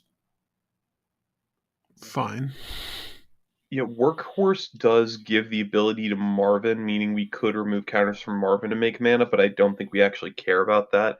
Workhorse will trigger animation module, which means that we can make more things. So it does. It does go mana. Oh, it goes mana positive. Workhorse is technically mana positive. Yeah, it hits both. It Um, hits both the Genesis Chamber and which is why it's mana positive. Yeah, yeah. Should we just put that on top and draw into it? yeah, I like that. And do we want to draw And we into can. that We with don't need to draw into it with top. We can draw into it with our commander correct? if we Yeah, want. yeah. Sure. We'll sack another one of these servos to generate 2 mana. We will spend 2 and remove 2 counters, going down to From 6. Iron Spider, yeah. Yeah, Because counters on Marvin are a little bit better than counters on Iron yeah, they're Spider. actually genuinely good. Okay, so how are we going to cast this? We need to sacrifice both servos and something else. The Shield Sphere. That's fine. Yeah. So all the servos are gone. Shield Sphere is gone. We go up to 2, 4, 6, go up to 7. We'll cast Workhorse. We're just going to go ahead and remove all 7. So we're going to pay for the servo, and we're going to generate the mirror in the servo. Yep. Okay. Where does the buck stop? What do we want to keep doing? I mean, we just keep removing counters from stuff and drawing. Like we know that Null Elemental Blast and Basalt are on top, and they're not going to be used for anything. So we just might as well get them out of the way. We just keep Yeah. going until the turn stops. Well, I mean, we at some point we maybe should have dropped Ugins just to start burning this stuff, but we don't want it to like manifest some of this stuff. Well, Ugin is only if we cast a colorless creature, which means that we would have had to have gotten the Workhorse out. So casting like Mox Opal won't do anything with Ugin. Yeah. How many counters are we saying we have on Marvin? 4 on Marvin, 2 on Iron Spider. And then 4 on the Workhorse. Yeah. Should we just remove 2 counters from Workhorse to play 2 draw? I think sacrificing a token is usually better because Workhorse can be used for mana or draw. We'll sacrifice the mirror to draw the Basalt Monolith. And we remove 2 from Iron Spider. And so Iron Spider is none. Marvin and Workhorse both have 4. I'm gonna just cast the Mox Opal at this point. I mean, we don't really need it because we could just sacrifice something to play the Spatial Contortion and the Warping Whale. There's no sense in playing any of these, so I guess we pass at this point, unless you want to keep pushing it. We just keep drawing, then we activate Senseis to dig a little bit deeper again. I mean, we to could see what we can do. We could do that at any point in time too. Like we can do that off turn if we want. Yeah, we can just say that we keep up interaction when we do that. This is our turn 5, though. I did want to see if we could get there on turn 5, which I don't think we do. Yeah, I mean, how much? Do you want to just keep pushing it really quick and then reset? Sure. Yeah. So let's see what we can do by our turn 5. So we want to remove. How do we want to do this? Sacrifice a servo, and then remove 2 more counters. We're going to remove counters from Workhorse. Yeah. So I'm just going to say we're up to 8, and then we're going down to 6. I also realized our Marvin is also a walking ballista. I completely forgot about that. Yeah, fact. Let's see here. And we might as well, I do want to just play Mox Opal to look at the top 3 off top really quick. Yeah. So 1, 2, 3. We got War Room, Urza's Power Plant, and All Is Dust. Honestly, all his dust is a really good reset if that's all we got going for us. Yes. Yeah, just getting all his dust out is pretty good, and we'll just pass the turn after rearranging the top of our library. So yeah, we didn't get there. Next turn we can all his dust and then draw a little bit deeper into our deck while getting counters on Workhorse and Ballista. Ballista can bring stuff down. Workhorse can make us a little bit more mana, and we do the whole servo dance again on our next turn. So I'm pretty sure we won on turn 6. I don't want us to play it out. No, it's a mess. We could start on It is such a headache, yeah, but fun. fun headache. All right, let's try one more game, guys. I am enjoying this list. It's a little convoluted, like the actions you're taking to do this, but it's not bad. And Wolfsbane, if you want to make a deck that's a flurry deck, if you want it to be like a deck built around casting your second card each turn, I'd recommend not having your commander itself have a flurry effect. Like have something like Gale that will just give you 2 casts per turn. But if you want your commander itself to have a flurry effect, either Stella Lee is the most powerful or Narset and the Dragon are the next best options. You also have other things like the classic guy that's just when you cast your second spell each turn, draw a card. Um, there's like a couple flurry effects, but I think the Narset and the Dragon are honestly the best one. We've had some slower keepable hands. I'm just going through to see if I can find like a really decent start. I want to give us the best advantage we can have. This one's okay. Sure, this is okay. So this is Arch of Araska, Urza's Tower, Soul Ring, Semblance Anvil, Jorah's Familiar, Shield Sphere, and Arcbound Reclaimer. Yeah, I like that. Yeah, some recursion, cost reduction, ramp. Seems good. Seems like things we want. We're going to get the draw going off of our commander here. So we'll start with the draw. We get Skittering Cicada once again. Too bad Skittering Cicada is not quite that good Yeah, with. let's call that Skittering Cicada Shimmermere because I really did like that. I did not like that not getting counters. We'll call it Shimmermere for this hand, and we'll adjust it afterwards. We do have Shimmermere in the deck. Wait, don't we have Liberator in the deck? We have both. Oh, we're running all 3. Okay. Yeah. I thought we weren't running one or the other. Let's get Shimmermere. I just want to see what life is like if we have the. I don't want Skittering Cicada again. That's what it comes down to. Arch of Araska, Soul Ring, Shield Sphere. Yeah, I like that. It's fine. I kind of like the tower a little bit better, but like that really does not matter. That's a Oh yeah. If like we top deck like Urzaland and Urzaland, basically irrelevant. But like in the world where we top deck all the other 2, or we top deck the one land that's all 3 at once, better to do the tower. Do you want to Semblance Anvil now? Yes, we can Semblance Anvil and pitch via probably the mirror. Random question. Is it better to Semblance Anvil pitching Shield Sphere and then we can play Joyra as the next one, or is it better to pitch the Joyra's Familiar? 1,000% get rid of the Shield Sphere. Okay. Yeah, we should have kept. So we should no keep Shield that in Sphere hand. turn 1, turn 2, Semblance Anvil pitching a Shield Sphere, and then we can play the. It doesn't matter between the 2 options we have in hand. Yeah, pitching. By the way, I guess the one with Summoning Sick, the one that has Summoning Sick, is probably the better option. So I mean, I think we'll be able to cast our commander off this now too.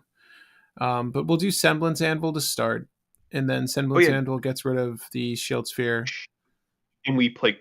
Is it Commander or is it the Scrounger? Because we can find what's it called? Big Dork. Metalworker. Hold up. Wait, I'm sorry. If we cast Semblance Anvil, we don't have enough to do Familiar. Yeah, we can't cast Familiar, but we can cast one of the 3 costs. next turn we can You're familiar saying it, but Scrapyard Recombiner. yes. Why did I say Scrounger? Yes, Recombiner, not Scrounger. You want to do Scrapyard Recombiner? Yeah, I guess that makes sense. That makes more sense to me. Just we have it active next turn. To search for a construct. What's the construct? We actually have a crap ton of options to pick from. Well, I'll set that up and then I'll pass. It's either Metalworker right now or if we need counters, we can go for the Phyrexian Devourer. Let's see. If we need draw, we have Mindless Automaton. It's probably Metalworker. Does he sacrifice himself or something else? Any artifact. So we can play something on our next turn to set up. Like, we can play Joyous Familiar now and just play out our whole hand. Yeah, let's go ahead and play Joyous Familiar off the Soul Ring. Let's play Iron Spider. We can go ahead and play the Shimmermere. And we can play the Arcbound Reclaimer. Yeah. Okay. And then at any point we can sacrifice our Soul Ring to find probably not Metalworker. At this point, I think it's probably... let's see. What really interesting effects do we have? Because we can cast it at instant speed. Draw Scorpion is a Scorpion. Crystalline Crawler is a pretty decent dork. What was our holdup last game? What were we running out of? Steam. We ran out of counters on the last game, I think. But that's because we needed an untap effect, which we don't have an untap effect in the deck, I don't think. We should have run the one construct that's a pay to untap an artifact creature you control. Oh well. So both of Workhorse is a horse. It's not a construct. It's not a construct. Let's see. It's okay. While you're thinking that through, I'm gonna use Iron Spider's ability off turn with Scavenger Grounds. It's either Kadolfa Forge Master or it's either Kadolfa Forge Master or Mindless Automaton, I think. I wish that we had another good counter synergy thing. Wait, hold up. Is Steel Overseer construct? It's a construct. We could get Steel Overseer if you want. What does it do? It's our commander's activated ability. Oh. Sure.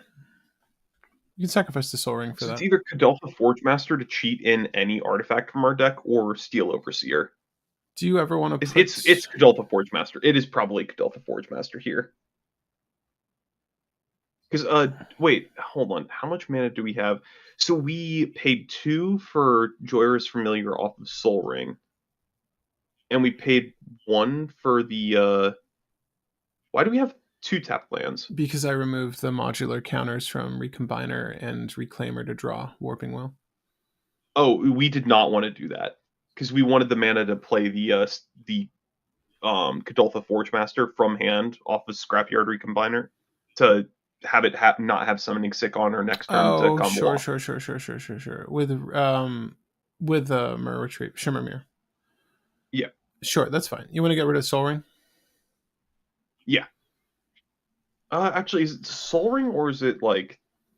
Do we have Scrapyard Recombiner get rid of itself? No, Arcbound Reclaimer can put the Soul Ring back on top of our deck if we really need it. Yeah, and we can, if we want to, we can find Mystic Forge, and we can, I think, win off of that. Oh, Kuldrotha Forge Master is only 5 mana. Yeah, it's 5 mana. Oh, we have exactly... We need 2. Yeah. Well, one over, but okay. If we got rid of Joyous Familiar, we would still have the mana for Forge Master. No, because we tapped one of those lands for the Arcbound. Fact. Yeah. So we have exactly enough as it is.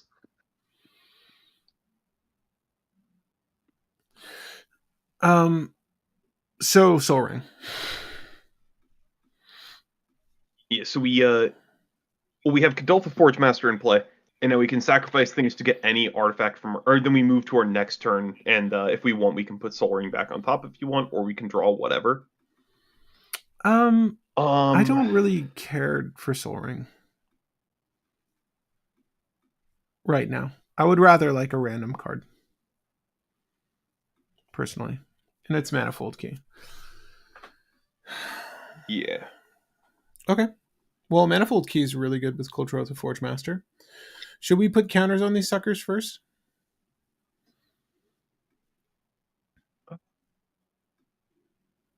For whatever it's worth? Oh, we drew Manifold Key as card per turn? Mm-hmm. Oh, dang, we win. Okay, so Kadoltha Forge Master sacrifices uh three things to find Mystic Forge. Then Kadoltha Forge Master, then we Manifold Key, untap Kadoltha Forge Master, tap Kadoltha Forge Master, sacrifice three other things, find Sensei's Divining Top. We have one cost reducer, Sensei's Divining Top, and Mystic Forge, and win the game. It just needs to be artifacts, right? Yeah. Okay. Yep, we got there. So We can play it out, but like, sure. I guess the way we want to go about it is Coldrotha Forge, Sacrifice Myrrh, Retriever. I mean, I guess it could just be Iron Spider. And I kind of want to keep the. Well, actually, we should use the spider to put counters on these first, minimally. yeah, because there's really no reason not to. Yeah, but also, the Arcbound Reclaimer can get a little bit more value this way. I'll put the Iron Spider in the trash. And then what else do you want to get rid of? The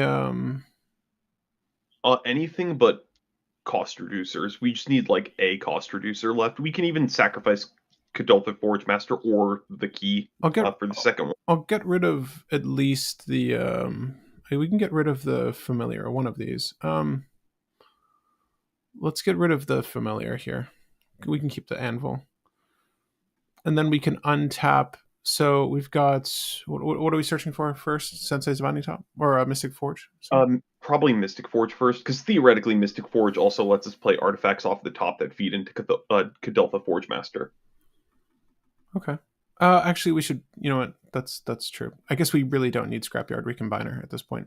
We'll keep the familiar. Well, I mean, worst case scenario, Scrapyard Recombiner does let us shuffle our library.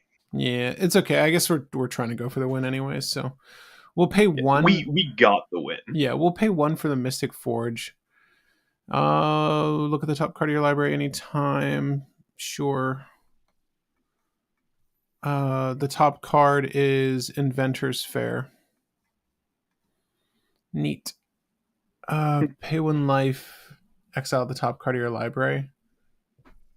Sure. Well, actually, from here we can remove counters from the Arcbound to put stuff from our grave back on top. Oh, we might as well put Soul Ring then. Yeah. Sure. Yeah, we'll put Soul Ring to start. And then we'll cast Soul Ring for a 0. Oh, that's so funny. Wait up. I mean, this is going to give us the artifacts we want to remove. So we'll just do we'll remove another counter to put it doesn't quite matter. Iron Spider back, sure. An Iron Spider will be cast from the top of our library. We will now pay one to use Manifold Key. I guess it doesn't matter. We have Soul Ring as well. To untap the Coldrotha Forge Master. We'll tap the Forge Master to sacrifice Iron Spider. I think it's Kadoltha. I don't think it has an R in there.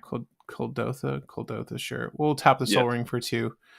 And then we'll sacrifice the Iron Spider, the Manifold Key, and the Soul Ring. We'll find Sensei's Divining Top. Shuffle. And then we'll play Sensei's Divining Top. That was a turn 3. Turn 4, I think. Was it turn 4? Yeah, it says turn 4 at the top. Yeah. Yeah, we didn't hit a land this turn. That's right. Yeah. So like Will was saying, this is the combo. It's just Mystic Forge, Sensei's Divining Top with cost reduction. Which we have 2 flavors of. This feels like a bracket 4 deck. This feels okay. I mean, the other game wasn't going poorly.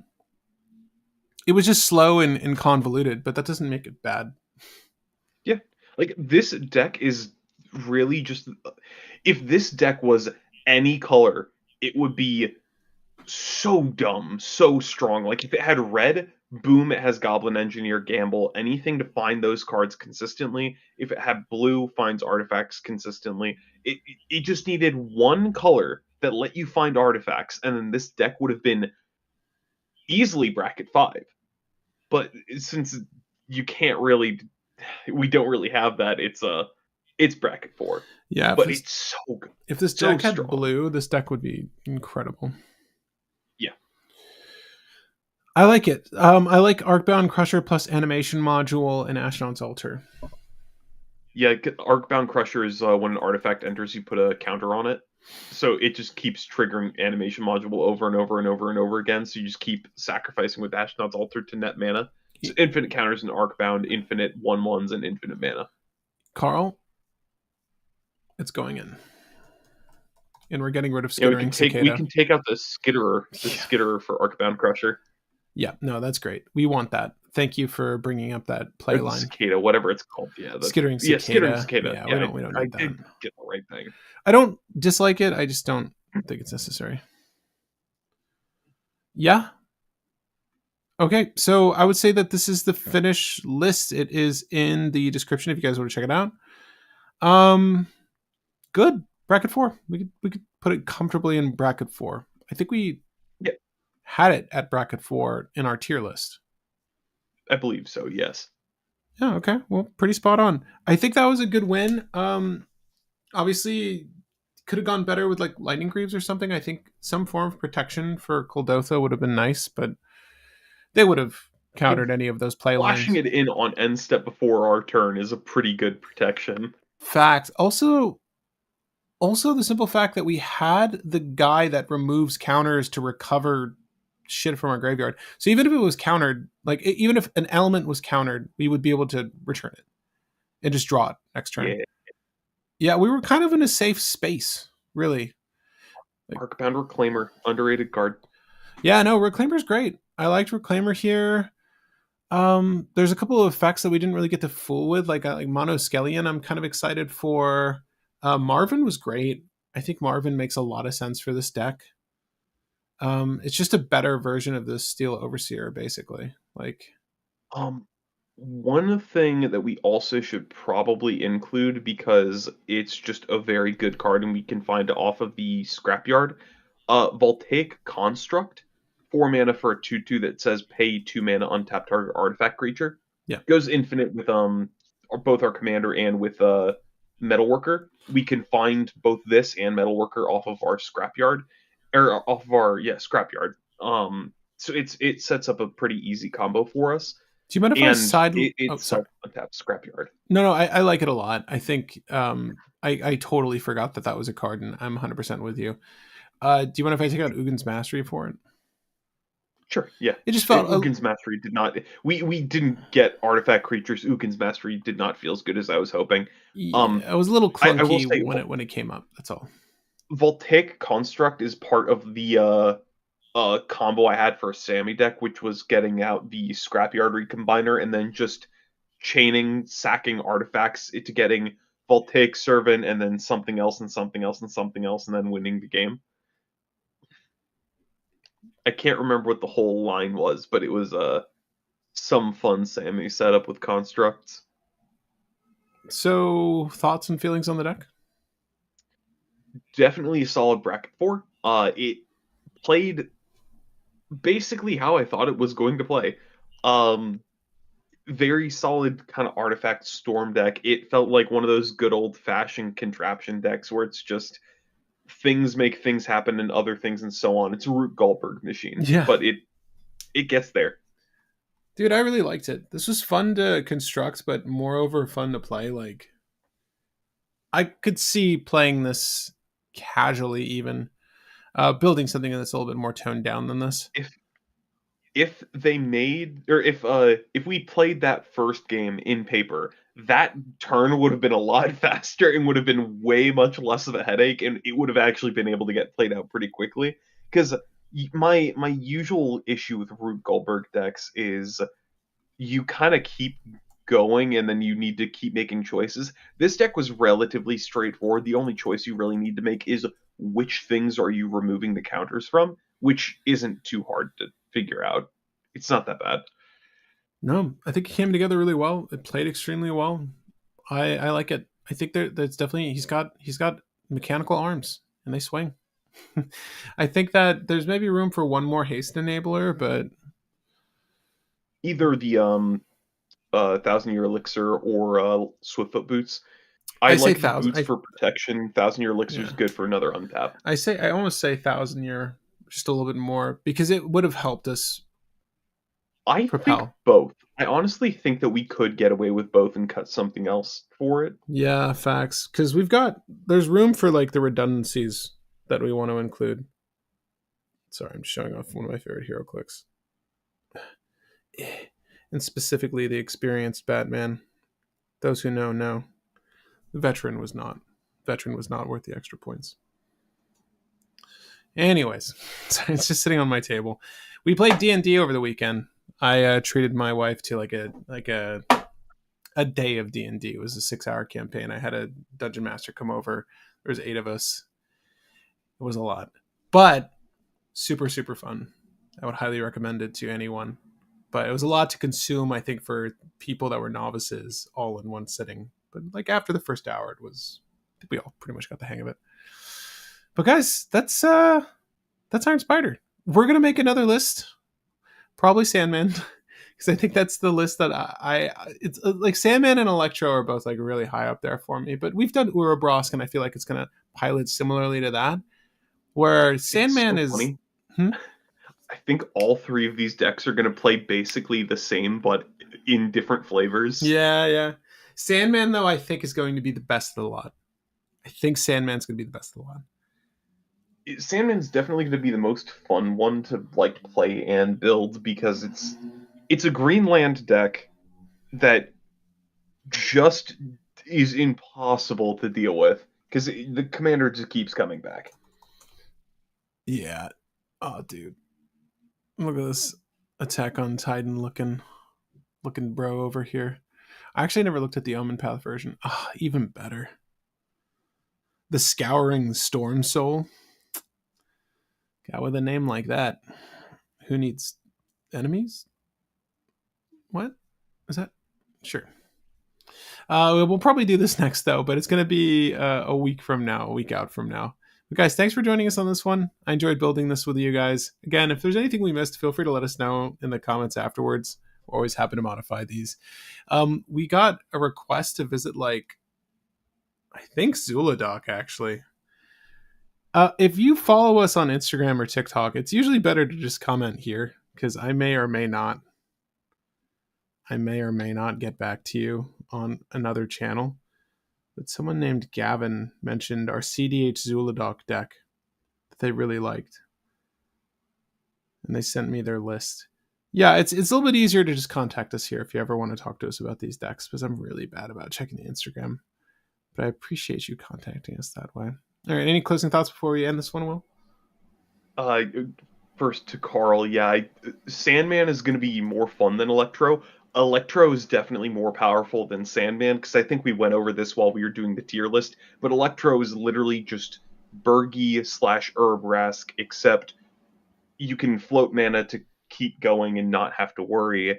In addition to having a win con by building up 120 mana and just killing Electro 3 times and deal 40, deal 40, deal 40 game.